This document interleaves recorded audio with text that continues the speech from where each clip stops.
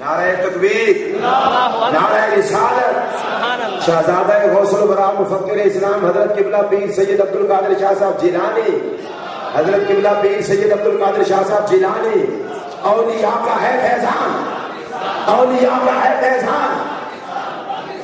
جگر گوشہ محدث اعظم پاکستان حضرت صاحبزادہ حاجی محمد فضل کریم صاحب، سربراہ اتحاد سنی کونسل، سربراہ سنی اتحاد کونسل، زندہ باد، ہمارا دل ہماری جان، ہمارا دل ہماری جان۔ میں آخر میں یہ کہنا چاہتا تھا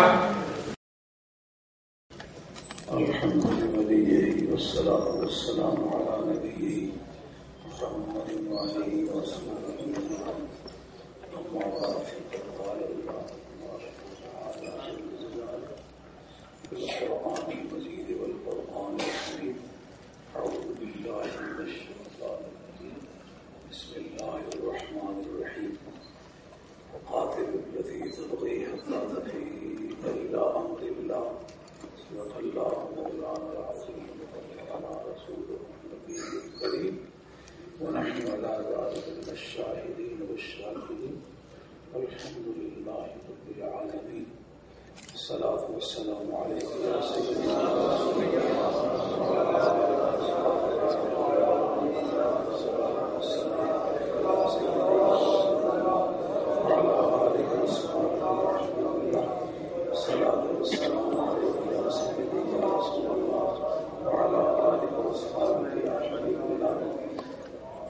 جناب صدر گرامی قدر و دیگر معزز علماء کرام، پیران طریقت، شرفاء اور معززین، ایک ایک کا نام تو ایک طویل لسٹ ہے، کافی وقت نکل جائے گا۔ انتہائی ادب کے ساتھ سب کو محبت اور پیار سے سلام کہتا ہوں، اور قرآن مجید کی ایک ناتمام آیت آپ کی تیاری پڑی ہے، سورت نمبر 49 ہے اور آیت نمبر 9 ہے۔ اس کے اندر قانون بغاوت کا ذکر کیا گیا ہے، بغاوت کو ڈیفائن کیا گیا ہے، بغاوت کی تعریف کی گئی ہے، بغاوت کے احکام بیان کیے گئے۔ نبی کریم علیہ السلام کا دور ہے، آپ کے دور میں دو آدمیوں کے درمیان جھگڑا ہوا۔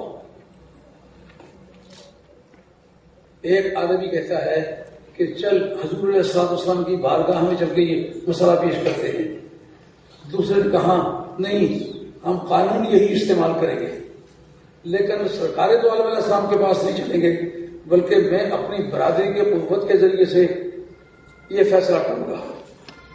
اب اس موقع پر قرآن سے پوچھیں گے کہ قرآن مجید اس عمل کا نام کیا ہے؟ وہ کہتا ہے نفاذ شریعت کروں گا، لیکن کروں گا میں خود۔ دوسرا کہتا ہے نفاذ شریعت کرنا یہ اس کا کام ہے جس کے پاس قوت نافذہ ہے۔ غالباً بات سمجھ آ رہی ہوگی آپ کو۔ کاش کہ میں کسی ایسی جگہ بیٹھا ہوتا، مقررین کی ساری باتیں میری سمجھ میں آتی، وہ کوئی باتیں میری سمجھ میں آ سکی ہیں، کچھ نہیں آ سکی۔ بہرحال جو اقتباسات میرے ذہن میں آئے ہیں ان کے بارے میں کچھ گزارش کر سکوں گا، جو رہ گئے وہ رہ گئے۔ بہرحال اس موقع پر بندے ہیں دو، کرتے ہیں لڑائی، مطلوب ہے فیصلہ، اور دونوں شریعت کے مطابق ہی کرنا چاہتے ہیں۔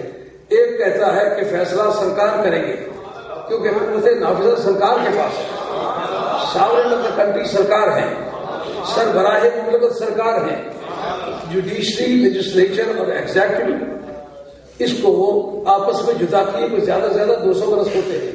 سیاسیات میں یہ مسئلہ موجود ہے، اس کو کہتے ہیں separation of power. Separation of power گزشتہ کوئی 200 برس کے ہیر پھیر میں ان کو آپس میں جدا کیا گیا ہے۔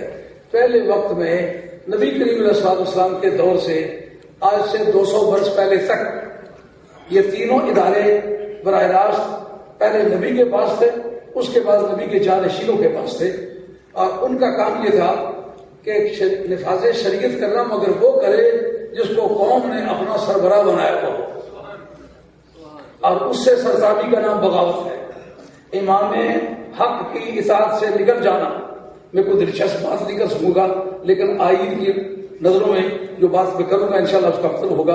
اگر کوئی اس پر اعتراض اٹھے تو میں اس کا جواب دے بھی ہوں، اس کی مجھے پریشانی نہیں ہے کہ کیا مجھے کوئی کہہ ڈالے گا۔ میں سمجھتا ہوں آج کی اس مجلس میں جو جمعیت علماء پاکستان نے یا جماعت اہل سنت نے مجھے حاضری کا اعزاز بخشا ہے، میں اس کا شکر گزار ہوں. مگر میں اپنی زندگی کی دوڑ میں بہت آزادی کے ساتھ دوڑ لگائی ہے اور 84 ملکوں میں گیا ہوں اور مدتوں میں نے MA سیاسیات پڑھایا ہے. اس لیے یہ بات مجھ سے مخفی نہیں ہے کہ نافذ کرنا کس کا کام ہے. جب یہ بحث چلی وہ کہتا ہے کہ میں خود نافذ کروں گا، میری برادری مل کے نافذ کرے گی، لیکن دوسرا آدمی کہتا ہے اس کو سرکار نافذ کریں گے اس لیے کہ قوت نافذہ سرکار کے پاس ہے. یار مسئلہ نوعیت کا نہیں ہے، وہ بھی اسی نوعیت سے فیصلہ کرنا چاہتا ہے، وہ بھی اسی نوعیت سے کرنا چاہتا ہے، لیکن دیکھنا کہ فیصلے کا اختیار کس کے پاس ہے. قرآن نے کہا وہ باغی ہے جو سرمرائے مملکت سے بالا بالا فیصلہ کرتا ہے، نظام عدل کو خود نافذ کرتا ہے. اس کا معنی یہ ہوگا کہ ملک کے کسی حصے میں بھی اگر کوئی قوم نظام معدلت کو، ایڈجوڈیکیٹر کو اور جوڈیشری کو اپنے طور پر نافذ کرنا چاہتا ہے تو قانون اس کو باغی کہتا ہے، اس لیے کہ اس کو امام حق کی اطاعت کرنا ہوگی.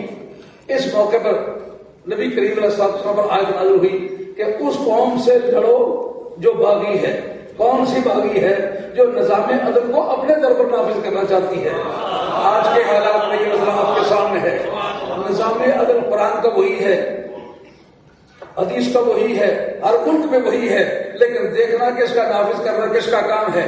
جس کو پوری قوم نے مل کے بنایا ہے، سربراہ بنایا ہے، یہ اس کا اختیار ہے، اس کا حق ہے. اگر کوئی آدمی اپنے طور پر کہتا ہے تو قرآن اس کو باغی کہتا ہے. اور باغی کے بارے میں حکم کیا دیا کہ اس سے اس وقت تک لڑتے چلے جاؤ جب تک کہ وہ ہتھیار ڈال نہیں دیتا اور اپنے آپ کو سپرد نہیں کر دیتا. آج ملٹری آپریشن کی مخالفت کرنے والے اگر اپنی جماعت کے لوگوں کو یہ کہہ دے کہ ہتھیار ڈال دو، جان بھی بچ جائے گی، مال بھی بچ جائے گا، آبرو بھی بچ جائے گی، اور ہتھیار ڈالنے والے پر ہاتھ اٹھانے کی اجازت نہیں ہے، اگر یہ نہیں کہہ سکتے تو ہم یہ پوچھنا چاہیں گے تم اس بغاوت میں شریک ہو کے نہیں ہو. نعرہ تکبیر، نعرہ رسالت، نعرہ رسالت. اب میں نعرہ لگاؤں گا اور سب نے جواب دینا ہے. پاکستان بنایا تھا، پاکستان بنایا تھا. اسلام پیر سید عبد القادر شاہ صاحب جیلانی اور دل ہماری جان. اگر نعرے لگانے میں اتنا وقت لگاؤ گے تو پہلے ہی وقت بڑا تھوڑا ہے. یہ بات آپ کے ذہن میں آ جانی چاہیے. جو قوم یہ کہتی ہے کہ ان کے خلاف ملٹری آپریشن نہ کرو، کیا مطلب؟ یہ ان کو کرنے دو، اس کا مطلب بغاوت کیا مائل کرتے ہو؟ جس وقت نبی پاک علیہ السلام غزوہ تبوک سے واپس تشریف لائے تھے، پہلے پوری زندگی میں کبھی منافقین کو مسجد سے نہیں نکالا تھا. سرکاری دو علیہ السلام کا نبوت کا آپریشن ہے یہ. سے کہا تو منافق ہے نکل جاؤ، تو منافق ہے نکل جاؤ. نبی کریم علیہ السلام کو جب پہلے ہی پتا تھا، پہلے کیوں نہیں نکالا؟ کہا یہاں رہ کر یہ دشمنوں کے اعلی کار ہیں اور ہمارے کاج کی مخالفت کرتے ہیں اور دشمنوں کی حمایت کرتے ہیں. مدینہ طیبہ میں رہ کے یہ دشمنوں کی حمایت کریں، پھر مدینہ طیبہ میں رہیں، اب ان کو نہیں رہنے دیں گے. اس کا مطلب یہ ہے کہ ملٹری آپریشن کا صرف دائرہ یہ نہیں ہے کہ جس جگہ تلواریں چل رہی ہیں، جس جگہ بندوقیں چل رہی ہیں، جس جگہ اسلحہ چل رہا ہے وہی آپریشن کرے. دیکھیں کہ ان کا ہمنوا کون ہے. جس طرح مسجد نبی سے سرکار نے منافقین کو نکالا تھا، اسی طریقے سے ان کو پہچان کر سبوں سے الگ کرے. اب اس پر ایک مسئلہ ہے کہ جو آدمی گرفتار کرتا ہے، ہمارے فقہا کی ایک بحث ہدایت کے اندر ہے اور باقی جو ہماری فقہ کی کتابیں ہیں، آپ حضرات علماء حضرات مدرس ہے، اس کے اندر یہ ایک قول حضرت امام ابو حنیفہ رضی اللہ عنہ کا کہ کسی لا یجاہز علی جریحہم، کہ کسی مقتول کو قتل نہ کیا جائے، لا یذفق اسیرہم، ان کا کوئی قیدی جو ہے اس کو گرفتار، اس کو قتل نہ کیا جائے. اس پر لکھا ہے امام ابو بکر جسار جن کا سال وفات 370 ہے، اپنے احکام القرآن، پہلی کتاب جو احکام القرآن پر لکھی گئی ہے،